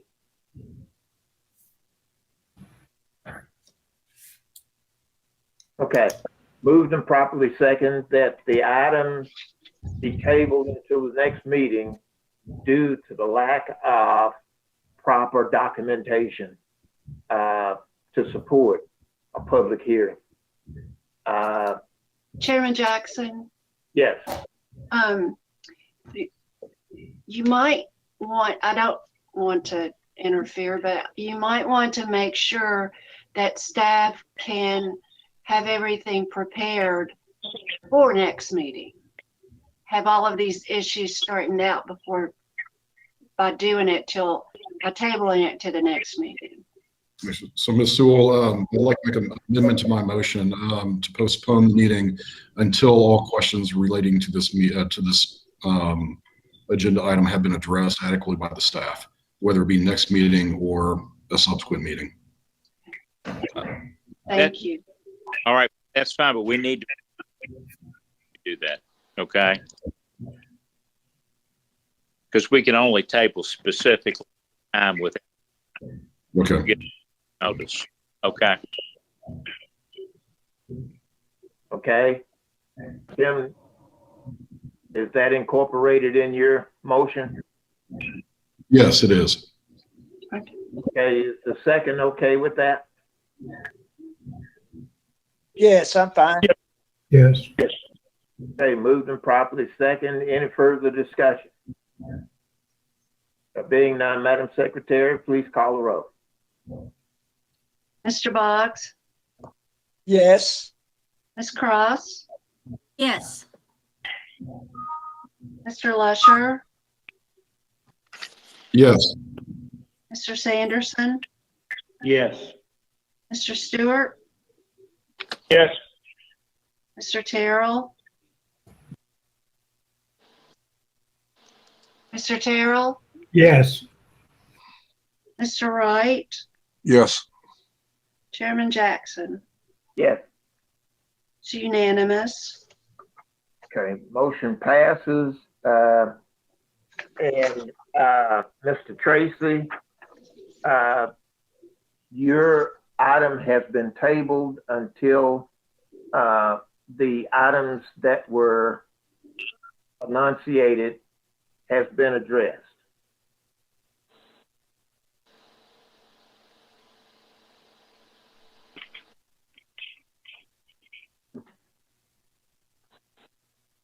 Now, in terms of staff, since this item is tabled, will the adjacent property owners be notified again when the item come back to the agenda, or how will that work? Mr. Chair, it's my recommendation to re-notice everyone as we would if it were a first. Okay. So everyone who was here to address this issue, since we have tabled it, you will be notified again when this item has been cleared to be on the agenda again for public hearing. Okay. Madam Secretary, if you would, please call item 4. Public hearing, text amendment to the Franklin County zoning ordinance table of permitted uses relating to the addition of mini warehouse / self-storage facilities in the general commercial and highway commercial zoning districts. This is actually a continuation of a public hearing. Okay. Ben, are you the person? So actually, I will be handling this one, but Robert did the legwork for most of this one. However, he is in fiscal court currently, so I'm here on his behalf. Do you think he'll be available if we move this item? Very. Agenda. He does seem to think that it's rare that fiscal court and planning commission fall at the same time. However, it has happened 2 months in a row now. You know, if that's what the planning commission decides to table the item until next month, and then you can make that decision. But if you want to act on it tonight, I am prepared. Well, if you're prepared, let's go. Okay. The zoning update committee met January 27th to consider this item. It has come before this body before, but the reason why I believe it was tabled in the past was there was some, if this were to go through, the item would be listed as noted condition number 27. The reason why it was tabled in the past had to deal with lack of clarity as to what the buffer requirement will be, whether it was 100 feet or 30 feet. And upon checking our notes and looking at what we have for us here, it is 30 feet is what the buffer would require in between such uses in residential zones. So staff is recommending that this item be approved. It is currently allowed inside the city limits, and staff's just requesting that it also be allowed in the unincorporated parts of the county. I'd be happy to answer any questions. What did you say the action of the zoning ordinance update committee may have? The zoning update committee met on January 27th to consider this item earlier this year. But what was their recommendation? They recommended that it be brought to this body for consideration as shown here in the report. As noted, condition 27, as noted, condition 27 under the CH zoning. But that recommendation was positive. Correct. All right. Other questions, please. Mr. Chairman, what were those restrictions we talked about January 27th? What were those again, if you can go over those?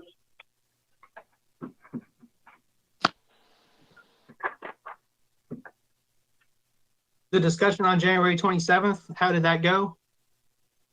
What were the restrictions that were added in there? What was the buffer? And when Sure. is double road Okay. planning and tree? There are three conditions. A, the subject property shall have frontage and access from a street classified as at least a collector. B, all roads, parking areas shall be surfaced with hard and durable material and properly drained, so no gravel lots.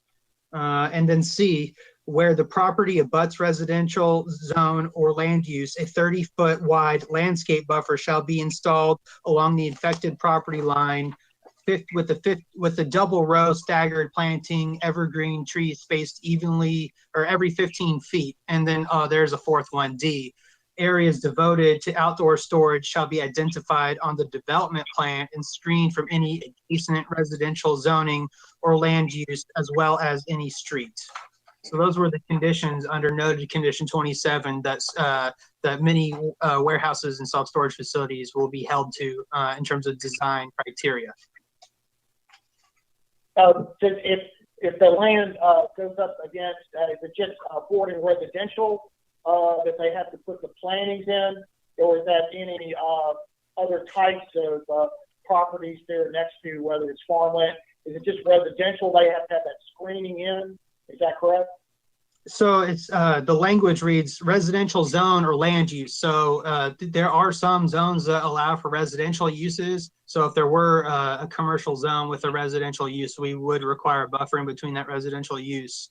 And then also in addition to that, if it were adjacent to or abutting a residential zone along that common boundary line, we would also require that that number C there, the 30-foot wide landscape buffer of double row of evergreen trees. Do they have to have that next to farmland? Do they have to have that? Or is it just with residential areas? Just residential. Okay.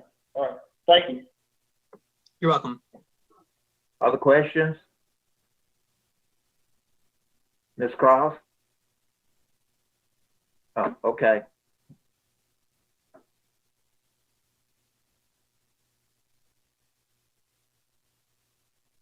Well, at this point, we just do a motion.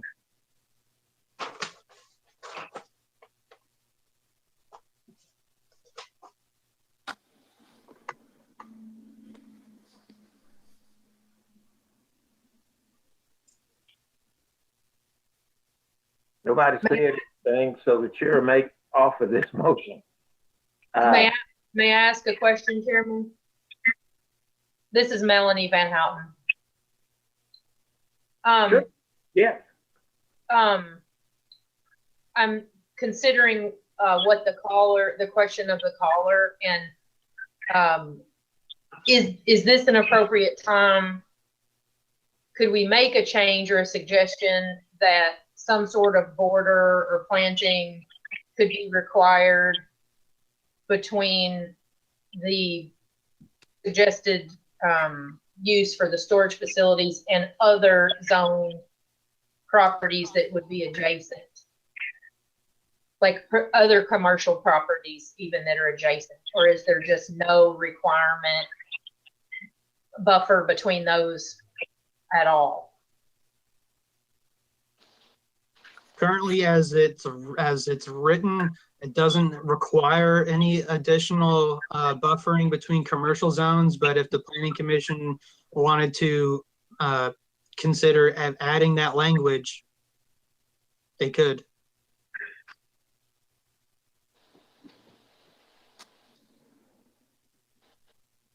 Add that language for all, where it buffers all different zoning classifications. Is that what you're talking about? That was my question, yes. If we could, I mean, can I suggest that? Can I request that? Well, yes, because this is the only chance you get.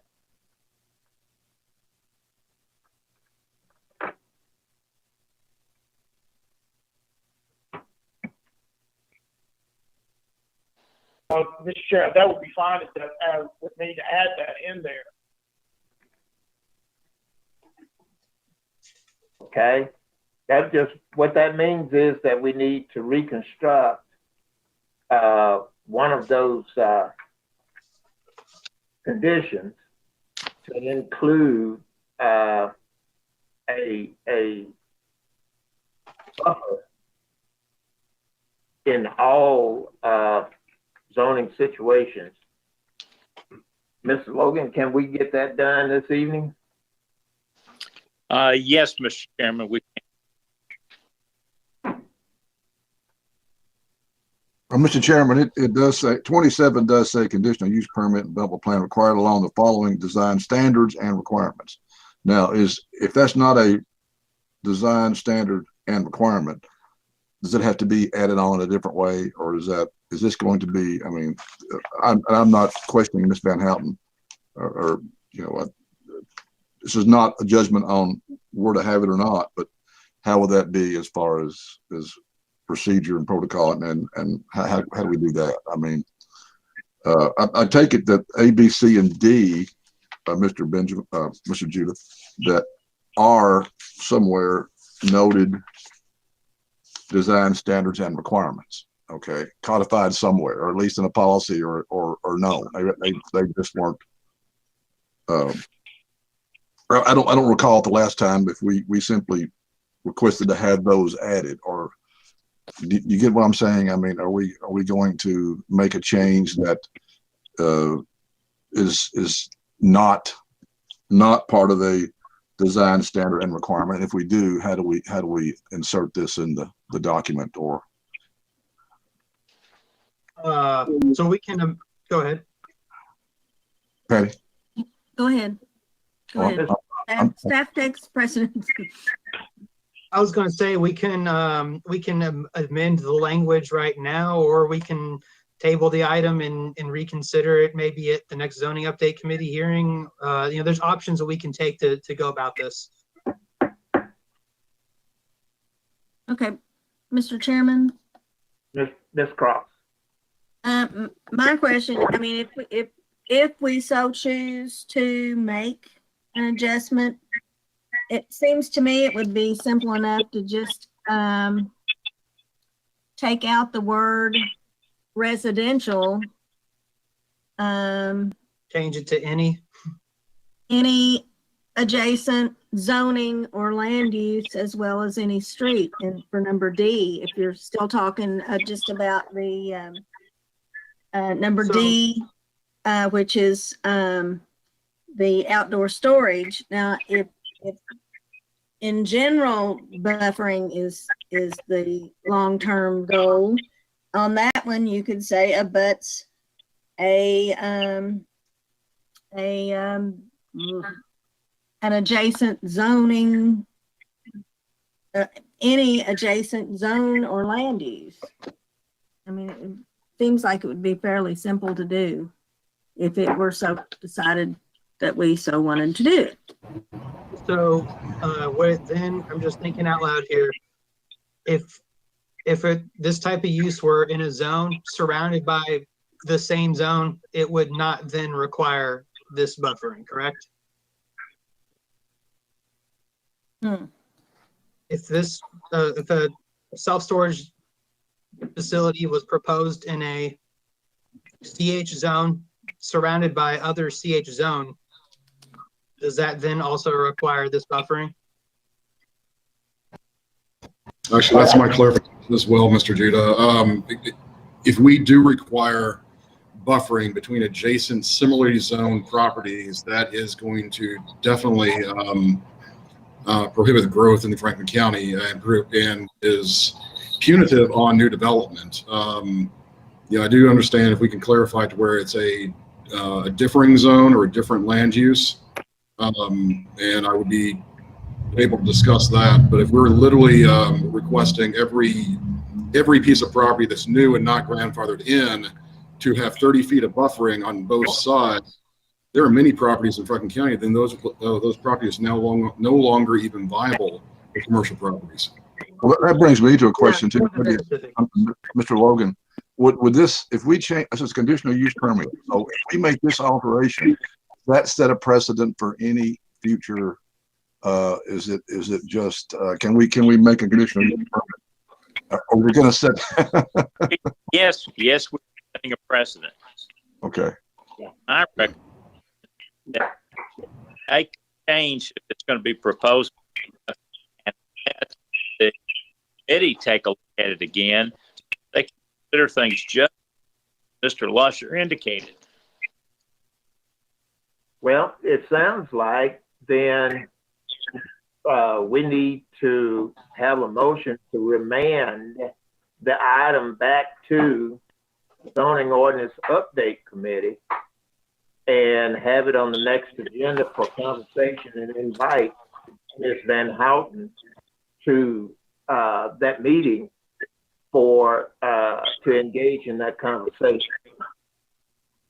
If I may clarify, I really was asking the question because it wasn't clear to me if there would be a buffer required between the commercial properties. And at this time, I don't think I want to make that sort of overarching, sweeping, huge change. I just was asking for clarification, and I think I have that. Okay. Okay. In that case, seems should be entertained a motion. Okay.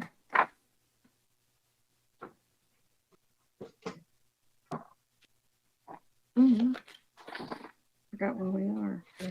Carol, I do have a question for Ms. Van Houten. Just for clarification, you were not suggesting us to change the verbiage. You were just asking for the clarification. Is it correct? Yeah, I've now moved to the point where we're asking for a motion to approve. Thank you. That's what I was asking, Mr. Chairman. I'd like to make a motion to approve the added conditional use of this recommendation. Second. Moved and properly second. Further discussion? There being none, Madam Secretary, are you still there? Yes. Call the roll, please. Mr. Box, No. Ms. Cross, Yes. Mr. Lusher, Yes. Mr. Sanderson,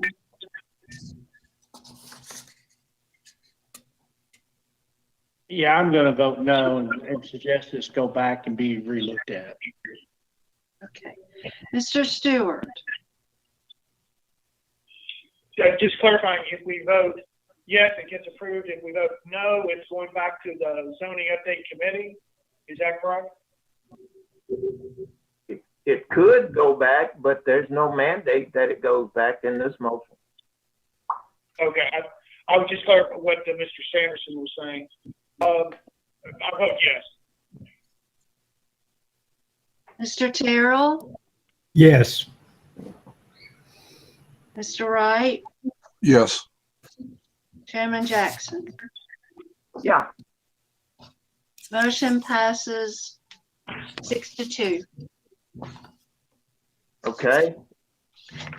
That means that both county and city have this opportunity now because the county was asking for what the city already has.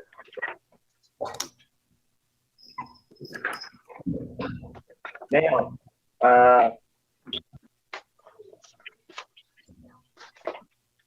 Madam Secretary, if you would please call the next item on our agenda.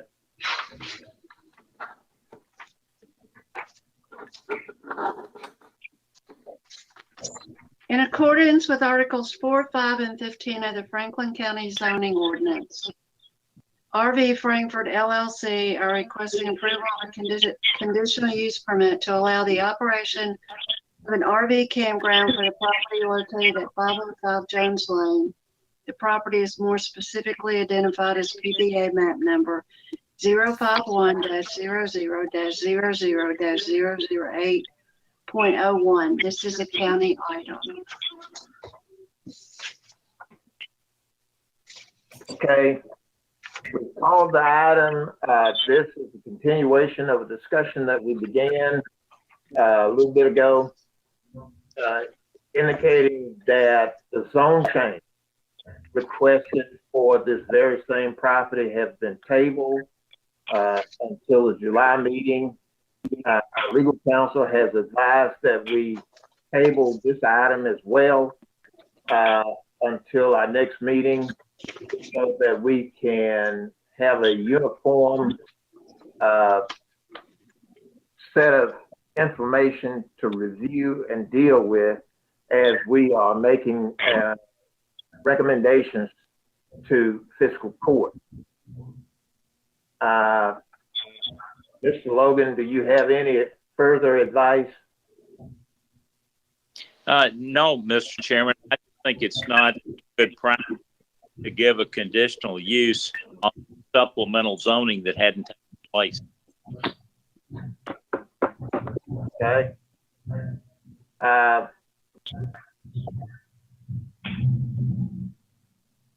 Does commission members have a question of Mr. Logan?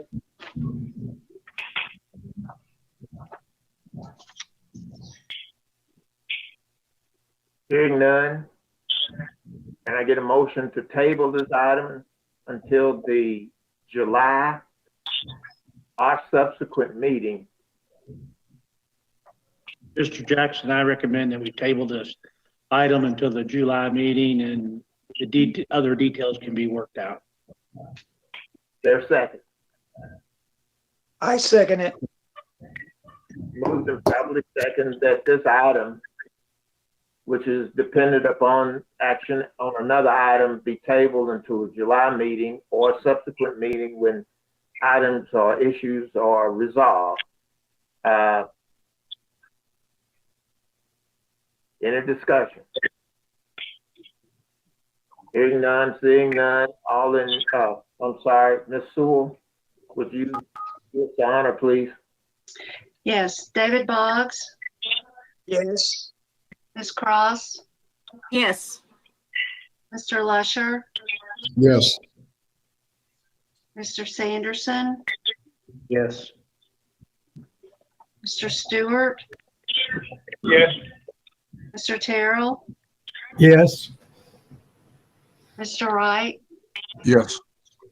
Chairman Jackson. Yes, Motion passes unanimously.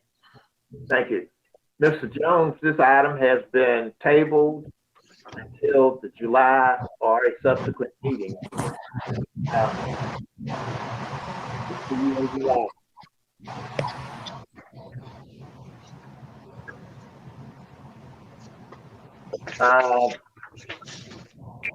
Madam Secretary, if you will, the last item of business would be item 2 on the new business.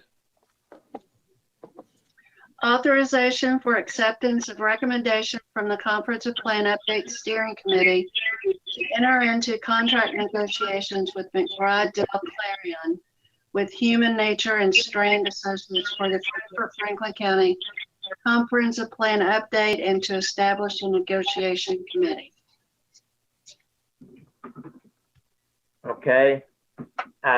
Basically, this is a report back from the steering committee with regard to the next step in the process of putting a comprehensive plan contractor on the job to begin our process of doing and updating the comprehensive plan. Eric, I see you have made it. Do you want to kind of give us a thumbnail sketch, and please refer to the negotiating group as a team and not a committee? I see Robert, Mr. Hewitt has made it as well. So why don't you give it a shot, and then we'll move forward from there. Sure. As Chairman Jackson was saying, and as I think you all know, the Comp Plan Steering Committee had been meeting for several months to draft and issue an RFP. That has been completed. They have reviewed that. The submittal that we got from the firm that Chairman Jackson mentioned, they have since reviewed that, scored that submittal, and had an interview and discussion with that firm. Subsequent to that, they recommended to bring this back to the Planning Commission for you all as a body to approve accepting that firm's submittal and allowing a small working group of us to enter into negotiations with them on scope of services and fee until we get to a point, as we all hope, obviously, that we get a fair number for all parties involved, at which point we can come back to the Planning Commission for you all to approve the ultimate contract with your consultant so that we may begin work on the comp plan update. Happy to answer any questions you may have.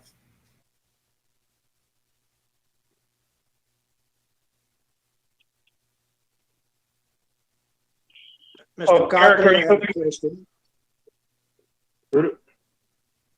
Who was that? David Boggs. Okay, David, go ahead. Yes, thank you, Mr. Chair. Yes, Mr. Cockley, I want to know how we are doing with our time frame as far as getting our comprehensive plan completed. That's a fantastic question. The process we've used with our conformed has sort of made it a little more challenging for us to act as quickly as we'd hoped to.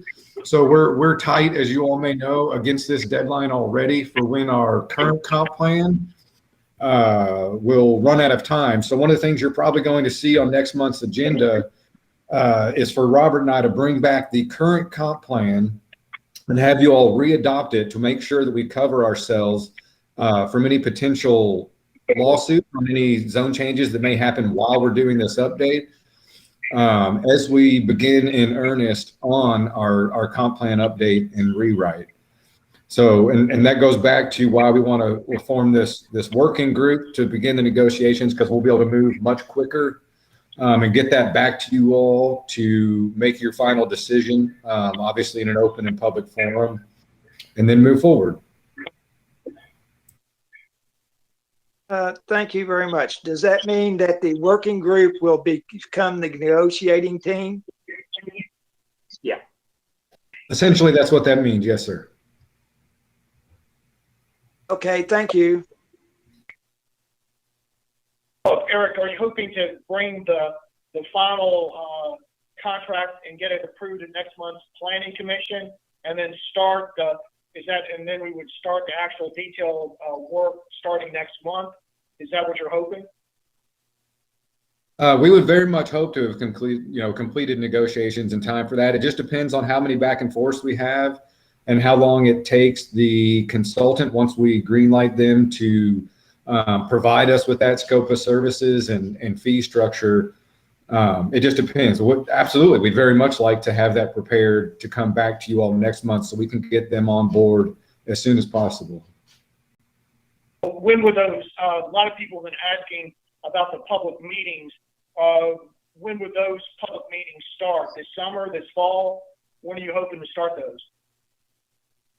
I think once we get them on board and we talk about those scope of services, they will likely be giving us a little more detailed calendar.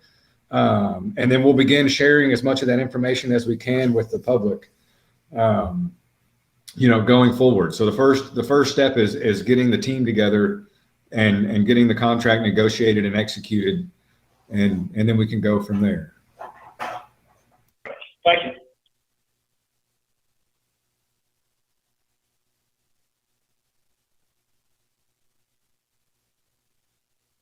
Okay,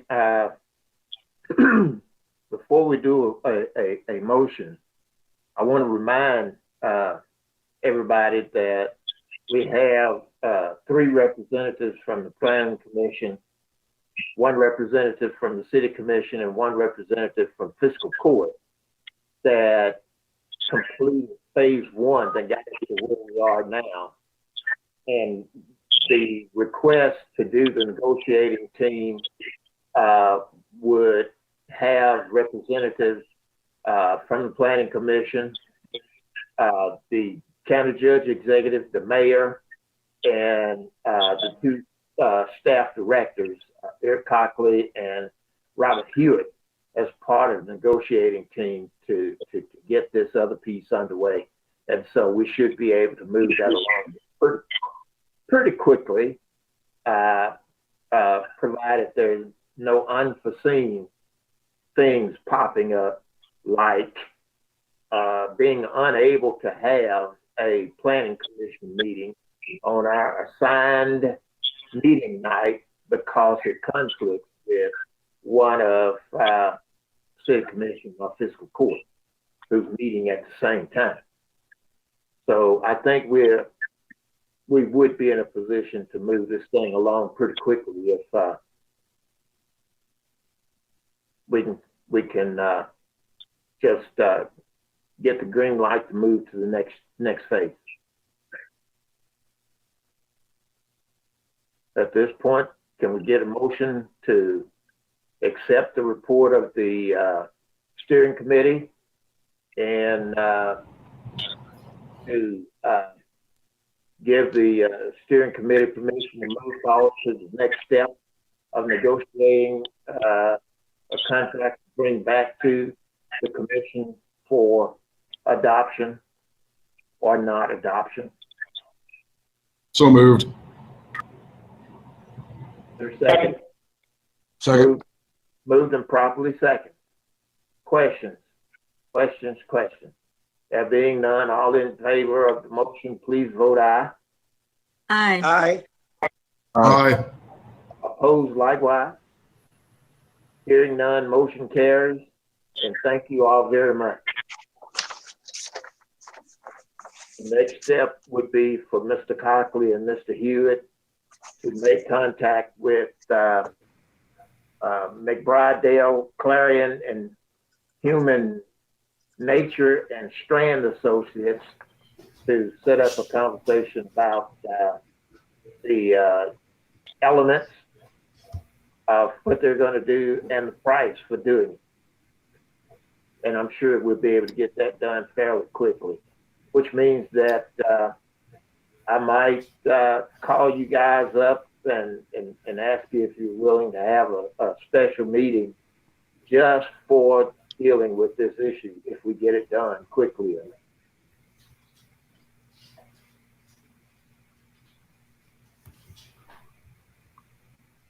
There's no comments. Mr. Logan, do you have anything for the good of the commission?